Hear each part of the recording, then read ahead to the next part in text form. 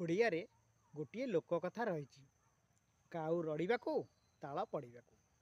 କହିବାର ଅର୍ଥ ଆଜ୍ଞା, ଗୋଟିଏ ଝିଅ ଯଦି ଅମାବାସ୍ୟାର ତିଥିରେ ଜନ୍ମ ହୁଏ ତାକୁ ଆମେ ଉଆଁଶୀ କନ୍ୟା କହୁ। ଆଉ ସେ ନିଜର ଜୀବନଚକ୍ର ଆରମ୍ଭ କରିବା ପୂର୍ବରୁ ଆମେ ତାକୁ ମାନସିକ ଚାପରେ ଚାପଗ୍ରସ୍ତ କରି ତାର ଭବିଷ୍ୟତକୁ ଏକ ଅଭିଶପ୍ତ ଜୀବନ ବୋଲି ପରିଚିତ କରାଇ ଦେଉ, ଯାହାଫଳରେ ଝିଅଟି ନିଜର ଜୀବନକୁ ଠିକ୍ ଭାବରେ ଗଢ଼ିପାରେ ନାହିଁ, ସବୁବେଳେ ମାନସିକ ଚାପଗ୍ରସ୍ତ ହୋଇ ରହେ। ବାସ୍ତବରେ ଏହା ଏକ ଅନ୍ଧବିଶ୍ୱାସ ଆଜ୍ଞା। ଯଦି ପୁଅଟିଏ ଅମାବାସ୍ୟାରେ ଜନ୍ମ ହୋଇ ଘର ପାଇଁ ଆଶାର ଆଲୋକ ପାଲଟି ପାରୁଛି, ତେବେ ଝିଅଟିଏ କାହିଁକି ନୁହଁ?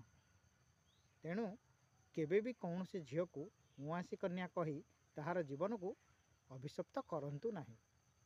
ଭିଡ଼ିଓଟି ଭଲ ଲାଗିଥିଲେ ଚ୍ୟାନେଲକୁ ସବସ୍କ୍ରାଇବ୍ କରିବା ସହିତ ବହୁ ମାତ୍ରାରେ ଲାଇକ୍, ସେୟାର ଓ କମେଣ୍ଟ କରିବା ପାଇଁ ଅନୁରୋଧ।